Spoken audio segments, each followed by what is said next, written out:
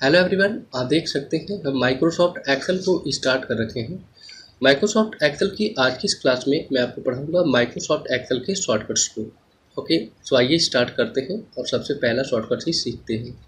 एक लाइन के भीतर कोई भी वर्ड यहाँ पे टाइप करता हूँ विथ स्पेस। देख सकते हो मैंने एक ही कॉलम के भीतर इतने सारे नेम को यहाँ पे टाइप किया है।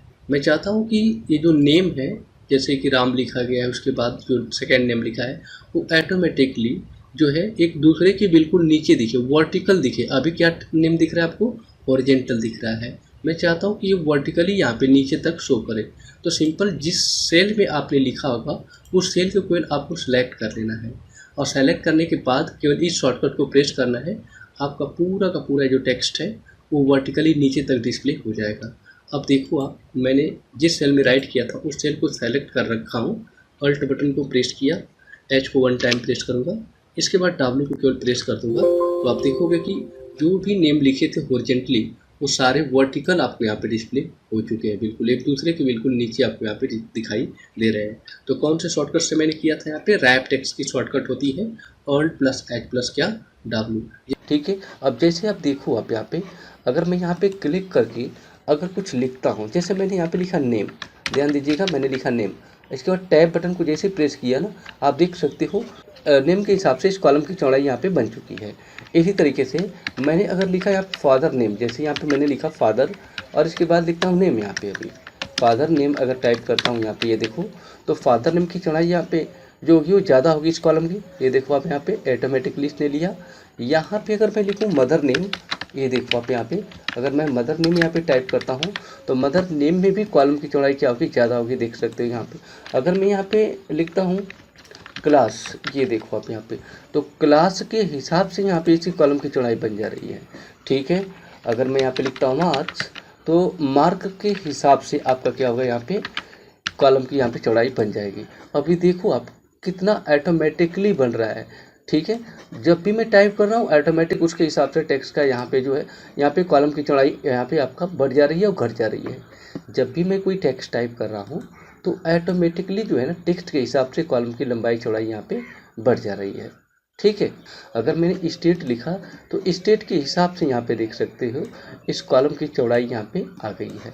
अब नीचे कुछ भी लिखोगे उसी के हिसाब से आपका यहाँ पे डेटा क्या होगा? डिस्प्ले होगा। ठीक है, देखिए मैंने डाटा यहाँ पे पुट कर दिया है। तो ये पूरी शीट पे मैं कहीं भी अगर कुछ भी टाइप करूँगा ना तो मैंने पूरा इसको ऑटो फिट में कन्वर्ट कर रखा है। कुछ भी लिखूँगा उसके हिसाब से ही क्या होगा? यहाँ पे आपका कॉलम की चौड़ाई यहाँ पे घटेगी और बढ़ेगी। ठीक है, जैसे मैंने यहाँ पे गुड लिख दिया, अब गुड के हिसाब से देख सकते हो जैसे मैं बाहर क्लिक करूँगा ये देखो इस कॉलम की चौड़ाई यहाँ पे घट। तो कैसे मैंने ये सब बना रखा है, ठीक है, आइए आपको बताते हैं कि अगर आप पहले से ही कॉलम को या फिर रो को ऑटो फिट करके रखना चाहते हो तो आप क्या करोगे। ठीक है, आइए स्टार्ट करते हैं और सीखते हैं। इसके लिए मैं सबसे पहले तो इसको क्लोज कर देता हूं और फिर से एक्सेल को स्टार्ट कर लेता हूं। ठीक है, डोंट सेव पे क्लिक किया, मैं यहाँ पे आता हूँ, यहाँ पे न्यू पे क्लिक करता हूँ और एक नई फाइल को यहाँ पे ले लेता हूँ। अभी देखो यहाँ पे मैंने एक नई फाइल ले लिया है यहाँ पे एक्सेल में। अगर मैं कुछ अभी यहाँ पे टाइप करता हूँ, जैसे मैंने नेम ही टाइप किया, तो आप देखोगे यहाँ पे नेम के हिसाब से कॉलम की चौड़ाई कम नहीं हुई। मैं यहाँ पे फादर नेम लिखता हूँ, आप देखो यहाँ पे अभी फादर नेम राइट किया और फादर नेम में फादर नेम का टेक्स्ट बढ़ा है तो उसके हिसाब से कॉलम यहाँ पे बढ़ा नहीं। तो अभी मुझे क्या करना पड़ेगा इसको करने के लिए? ठीक है, आइए सीखते हैं। मैंने ये सब टेक्स्ट जो लिखा था उसको हटा दिया यहाँ से अभी। अब मैं क्या करता हूँ, ये देखो आप यहाँ पे जब आपने नया पेज ले लिया है तो आपको ठीक सीट पे क्लिक करना है यहाँ पे और इसके ऊपर राइट बटन को क्लिक करना है। व्यू कोड एक ऑप्शन मिलेगा, आपको इस पर क्लिक करना है। जैसे इस पर क्लिक करोगे आपको यहाँ पे एक ऑप्शन मिलेगा, इसमें वर्कशीट पे क्लिक करिएगा। सिंपल था, जब आप इस पर वर्कशीट पे क्लिक करोगे तो सिंपल था एक कोड आपको राइट करना है। कोड लिखना है आपको यहाँ पे सेल्स डॉट लिख के इंटायर लिखना है और कॉलम सेलेक्ट कर लेंगे। फिर इसके बाद आपको यहाँ पे डॉट लगाना है और यहाँ पे आपको राइट करना है ऑटो फिट, ऑटो लिखना है, इसके बाद फिट लिखना है। ऐसे सिंपल था, इतना सा कोड आपको लिखना है। लिखने के बाद जो आपने ये माइक्रोसॉफ्ट विजुअल बेसिक खोला था आपने अभी व्यू कोड पे क्लिक करके, बस यहाँ पे क्लिक करके close and return Microsoft Excel पे आ जाना है, यानी अल्ट क्यू भी प्रेस कर सकते हो। मैंने जैसे ही क्लिक किया ये बंद हो जाएगा और हम अपने पेज के ऊपर देख सकते हो यहाँ पे आ चुके हैं। अगर मैं अब कहीं भी कुछ भी लिखूँगा तो ऑटोमेटिकली उसके हिसाब से अब हमारा कॉलम क्या होगा, एडजस्ट हो जाएगा। ये देखो मैं बाहर क्लिक करूँगा यहाँ पे, ये देखो बदल गया। मैंने यहाँ पे एज लिखा, आप देखो इसके हिसाब से चेंज हुआ। मैंने यहाँ पे फादर नेम लिखा, ये देखिए यहाँ पे फादर नेम यहाँ पे राइट करता हूँ, उसके हिसाब से देखो अब यहाँ पे चेंज हो गया। मैं यहाँ पे फादर नेम के बाद यहाँ पे मदर नेम लिखता हूँ। मदर नेम के हिसाब से कॉलम का जो विड्थ है ना वो घट और बढ़ जा रहा है। ठीक है, तो सिंपल सा आपको ऐसा करने के लिए क्या लिखना है एक बार फिर से आपको बता देते हैं। आप यहाँ पे राइट क्लिक करेंगे और व्यू कोड्स पे क्लिक करना है और इतना सा कोड आपको लिखना है जो मैंने यहाँ पे लिखा है, देख सकते हो, self dot entire column and auto fit. इतना करने के बाद आपको रिटर्न होना है कहाँ से, आप विजुअल बेसिक से रिटर्न होना चाहते हैं तो फाइल में जाओगे और यहाँ से close and return Microsoft Excel पे क्लिक कर दीजिएगा।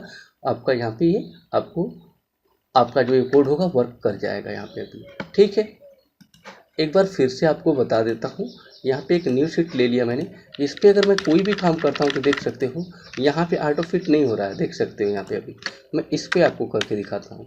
तो मैंने एक नई शीट ले लिया है, आप देख सकते हो यहाँ पे शीट नंबर 2 लिया, इस पर ऑटो फिट काम नहीं कर रहा है। मैं कुछ भी लिख रहा हूँ, ये देखिए यहाँ पे नाम लिखा, कुछ भी लिखा, फिर ऑटो फिट काम नहीं किया। अच्छा ध्यान से देखो कैसे करना है।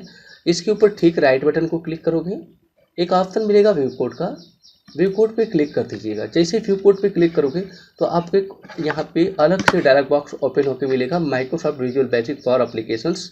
जस्ट इसमें इस तरह की विंडोज ओपन होंगी।